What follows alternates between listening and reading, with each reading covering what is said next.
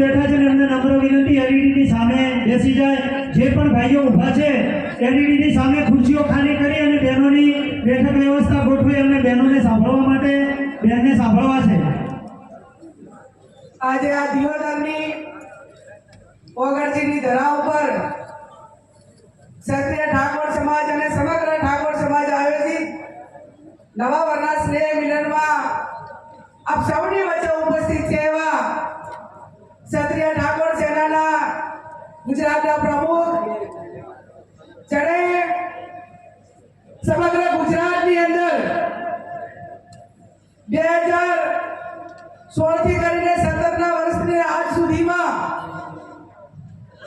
સમગ્ર સમાજને એક કરવામાં અને સમાજ તમામ બદીઓમાંથી બહાર નીકળે, કદાચ ગુજરાતનું ગૃહ ખાતું ના કરી કે બધા ડીએસપીઓ ભેગા થઈને ના કરી કે એવડું મોટું કામ એ સમાજ માટે વ્યસન મુક્તિનું કામ કર્યું હોય એવા ગાંધીનગરના ધારાસભ્ય આદરણીય ભાઈ શ્રી અલ્પેશજી ઠાકોર હમણાં આપણી વચ્ચે સંબોધન કર્યું અને જ્યારે આપણા સૌના વચ્ચે પ્રથમ વખત કોટી પહેરીને કીધું કે દીકરો લાલકોની જોડે લડે તો સમાજ જોડે લડે અને આપણે કીધું કે આજે સમાજ વચ્ચે આવ્યો છું એવા રાજ્ય સરકારના મંત્રી આદરણીય હરૂપજી ઠાકોર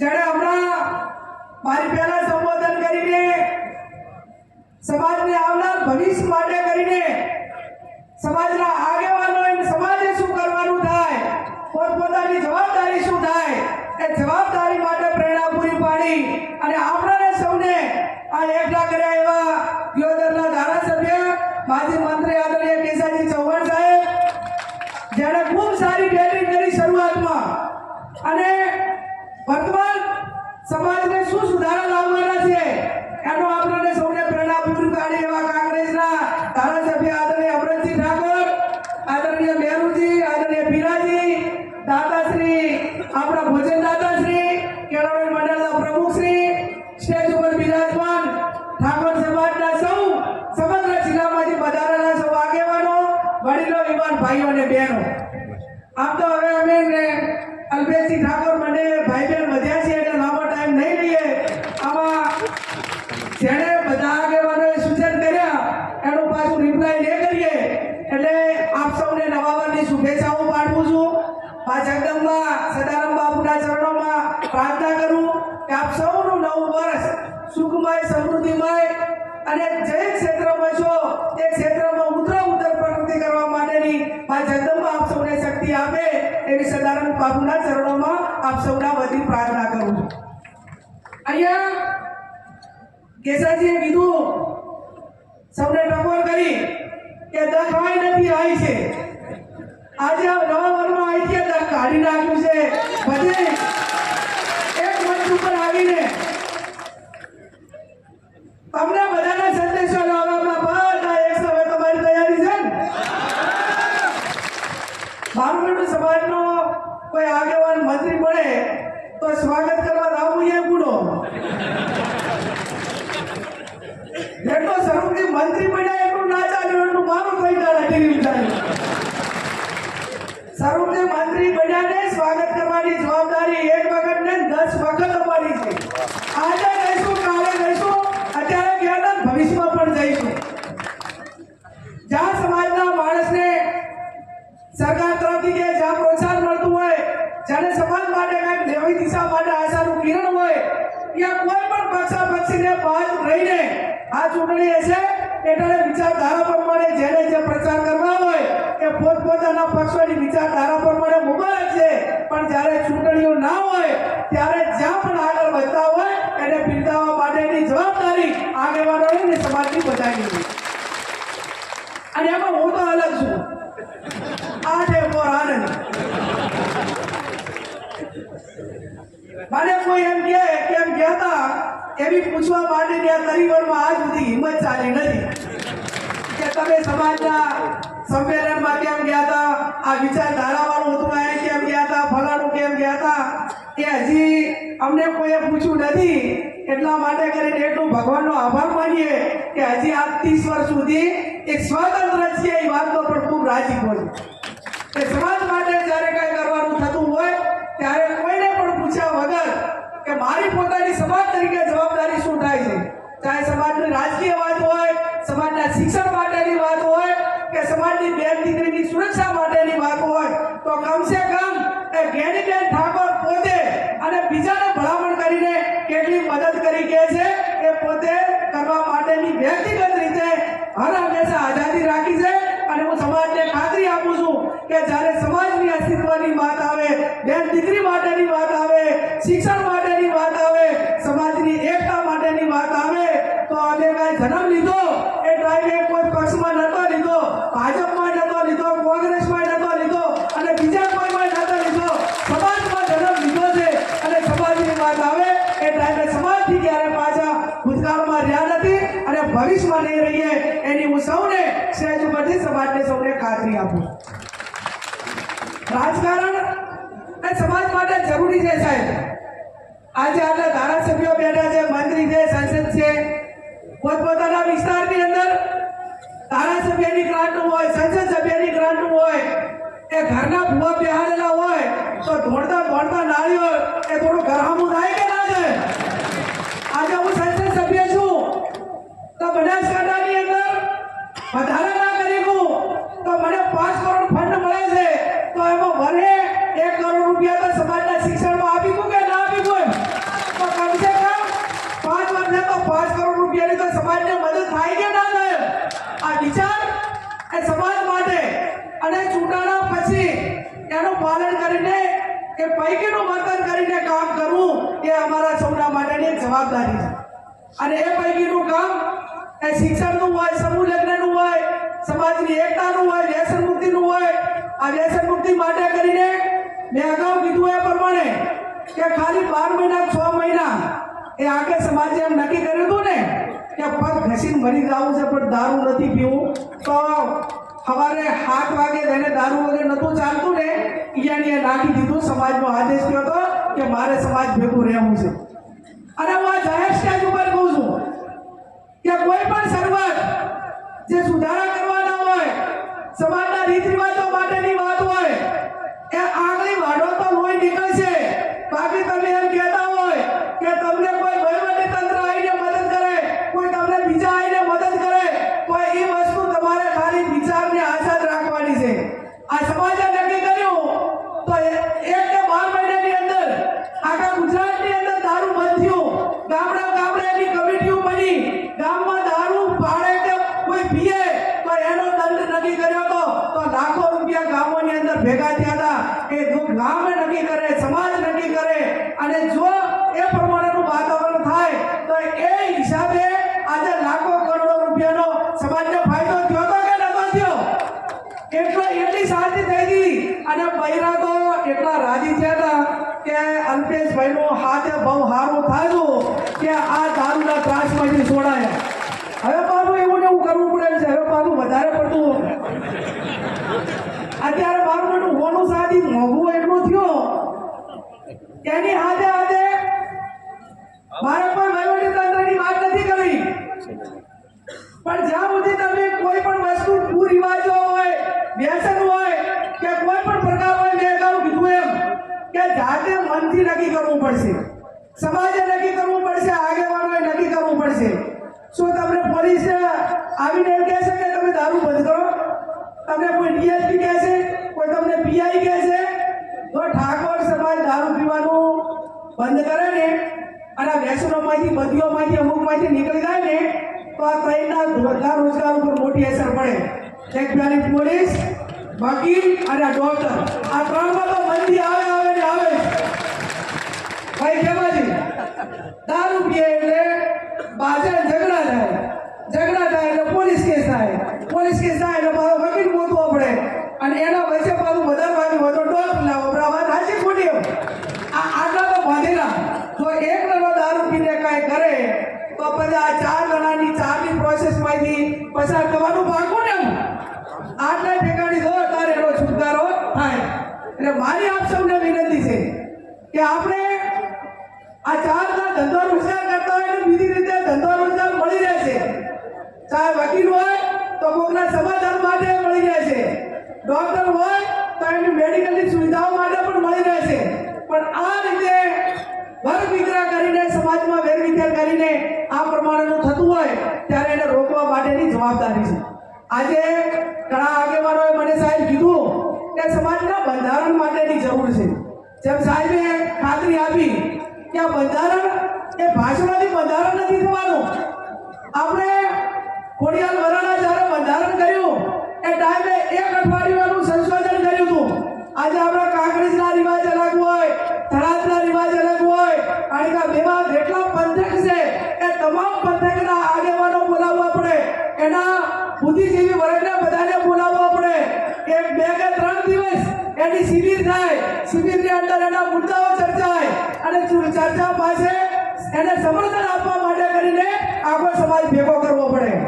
આગળ તમે એમ કીધું કે ભાઈ આપણે બંધારણ તો 2-3 વખત બનાવ્યું, એમાં ઘણા બધા ગામોની અંદર એનું પાલન થાય છે અને ક્યાંક નથી થતું.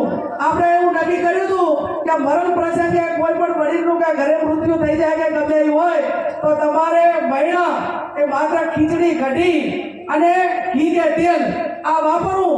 તો આજ મોટા ભાગના ગામોની અંદર એનું બંધારણ આજે છે. અને જ્યાં આ તો કેવી વાત કરે, કોઈ સમાજનું બંધારણ લઈને આવે, એનો સુધારો લઈને આવે તો પછી જે એનો ભંગ કરવા વાળો છે એને એટલી સમજણ હોવી જોઈએ કે હું આ નાથ મારો નાથ, જ્યારે નાથે નક્કી કર્યું હોય અને નાથ મારો થાય, ભૈયા મારો થાય અને છતાંય નાથ મારો ના માનતો હોય ને તો એના બાપને એના કે જેના મોત થયું હોય યા સમાજના બંધન બારો થાય તો એના ભાઈએ કુટુંબી હાગેવાલે જે સમાજે નક્કી કર્યું ને એટલી વસ્તુ ખાવાની, બાકીની થાળીની અંદર લેવાની જ નહીં. એટલે ઓટોમેટિક આ બધું બંધારણ વ્યવસ્થિત થાય કે ના થાય?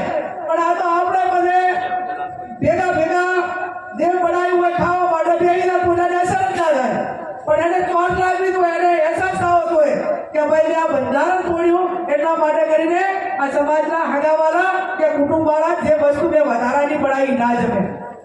એના કરતાં પણ સૌથી મોટો પડકાર સમાજ માટે એ આ બેન દીકરીઓની સુરક્ષા માટેનો અલ્પેશભાઈ આ વર્તમાન સમયમાં મોટો પડકાર છે. અને પડકાર કેવો છે કે લવ મેરેજ કરતા પણ આજે ખતરનાક સમાજને વેરવિખેર કરવા માટેનો જો કાયદો હોય તો આ મૈત્રી કરાર છે. 2 છોકરાની મા હોય, પૂરો છોકરો લગ્ન કરેલો હોય અને ઘરે છોકરા નાના હોય અને બાપ એ કરગરતો હોય, છોકરા પોલીસ સ્ટેશનમાં જઈને કરગરતા હોય તો કે મારે તો અહીંયા જવું છે, છોકરા કર નથી રહેવું. આ સૌથી ખરાબ કાયદો છે કે નહીં? પહેલું સમાજને એ નક્કી કરવું પડશે કે આપણા સમાજમાં જે દીકરાએ લગ્ન કરેલા હોય અને મૈત્રી કરાર હેઠળ કોઈ દીકરીના લગ્ન કરેલા છે અને એને મૈત્રી કરાર હેઠળ લઈને આવે અને અથવા આવું કૃત્ય કરે ને ત્યારે 500 દડા દઈને એના ઘરે જઈને બેસી જવું હોય અને 500 થી 1000 દડા દઈને એને અહીંયા જઈને બેસી જવું હોય. એની સામે તમે આક્રમક નહીં થો તો સમાજ આખો વેરવિખેર થવાનો છે. અને મોટા ભાગે આ સમાજમાં દીકરીઓની અછતના કારણે ત્યાં હાટા પાટાની પ્રથા થઈ છે અને હાટા પાટાની પ્રથા ચાલુ થઈ છે ત્યારે જે નિર્દોષ છે એને પણ આ દેવોની લાઈન લાગી દીધી એના હિસાબે આનું ઘર પણ ભાગે છે. વાત સાચી કે ખોટી? એટલે એક ઘરને 2 અને એના આજુબાજુ સંકળાયેલા હોય એ બધાને આ પરિસ્થિતિનો સામનો કરવો પડે છે.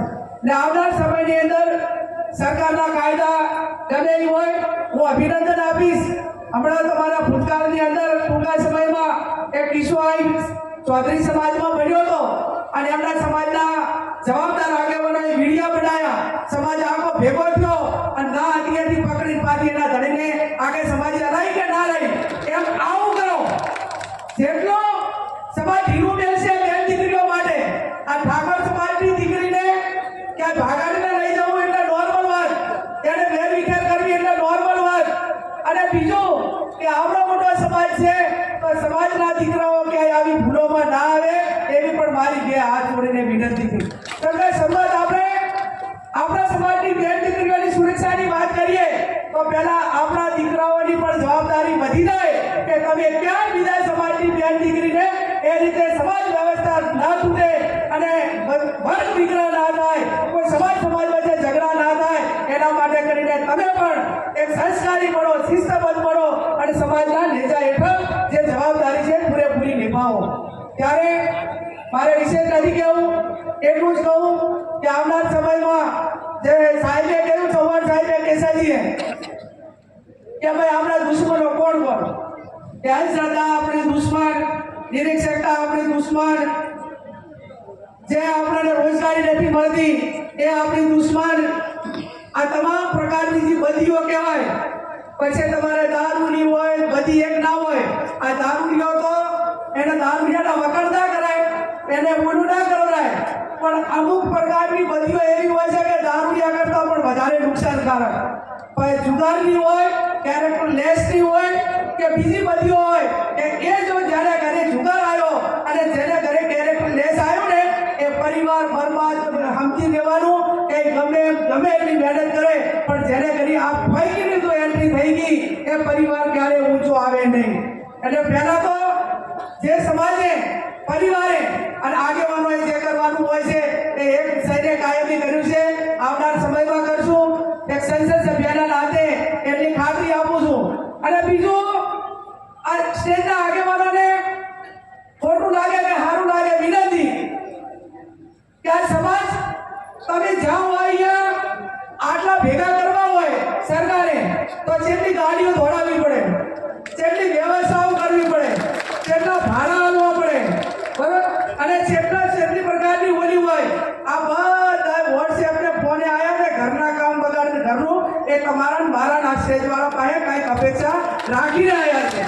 અને ક્યાંક જવાબદારી છે કે આજે મારા સમાજના આગેવાનો સર્વપક્ષીય એક સ્ટેજ ઉપર આવે છે અને સમાજને લાવનાર પેઢીને એક નવી પ્રેરણા પૂરી પાડશે, ઊર્જા પૂરી પાડશે. એક સમાજને આગળ લઈ જવા માટેનું કામ આ એક સ્ટેજ ઉપરથી કરીને કંઈક એને એવું મૂકશે કે જે ભવિષ્યમાં સમાજ માટે ઉપયોગી હોય.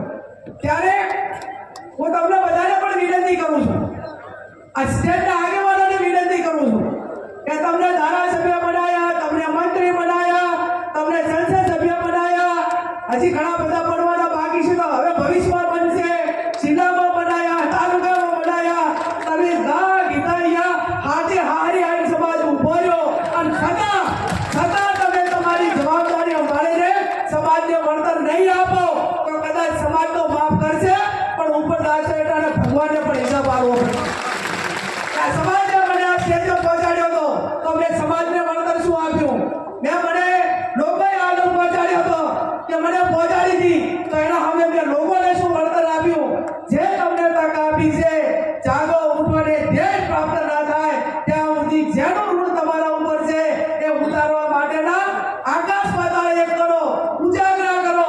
આજે જિંદગીમાં હમણાં સાહેબે કીધું કે જે જવાની હોય ને એનો કામ કરવા માટેની હોય, સમાજનું ઋણ ઉતારવા માટેની હોય, જે લોકોનું ઋણ ઉતારવાની હોય, અને જ્યારે સમય હોય ત્યારે કામ ના કર્યું હોય અને બધે 80-70 વર્ષે એમ કહે કે ભાઈ મારે તો આટલું કરવું હતું પણ આમ લાગ્યું તો એટલે કરે ભાઈ ના પાડી હતી, એટલે તો આખા દાડા હાંકા પાછી કોઈ આગળ જાય તો એને ગાડીને પાછું લાવવાનું.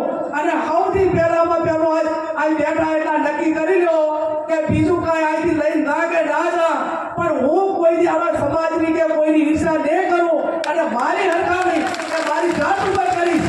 કોઈ આપણે કોઈનો છોકરો કલેક્ટર હોય અને આપણો છોકરો માસ્ટર હોય તો એ કલેક્ટરને કામ આવશે કે આપણો માસ્ટર કામ આવશે?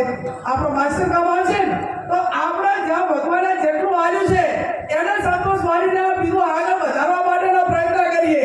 બાકી આખો દાડો કોઈનામાં કોઈની ફૂટણ કરવામાં, કોઈની ભાગાભાજી કરવામાં, કોઈના આટલો કરોડપતિ થઈ ગયો અને આટલું કર્યું પણ તને કને પૈસા ના પાડી દીધી અને એટલા ભગવાને એટલા અમને 24 કલાક આવ્યા, એટલા 24 કલાક તમને બધાઈને અમને બધાઈને આપ્યા. હવે 24 કલાક એ કામ કરવા માટેની તમારી સિસ્ટમ, આપણી બધાની સિસ્ટમ એ પરિવાર માટે હોય, સમાજ માટે હોય, વ્યક્તિગત માટેના વિકાસ માટે હોય અને ભવિષ્ય માટે હોય. હું તો એમ માનું કે અઠવાડિયામાં વધારે નહીં તો એક દિવસ શિક્ષણને સમાજ માટે આપો, મહિનામાં એક દિવસ આપશો ને તો આ સમાજ એ હોળે કલાએ આગળ વધશે.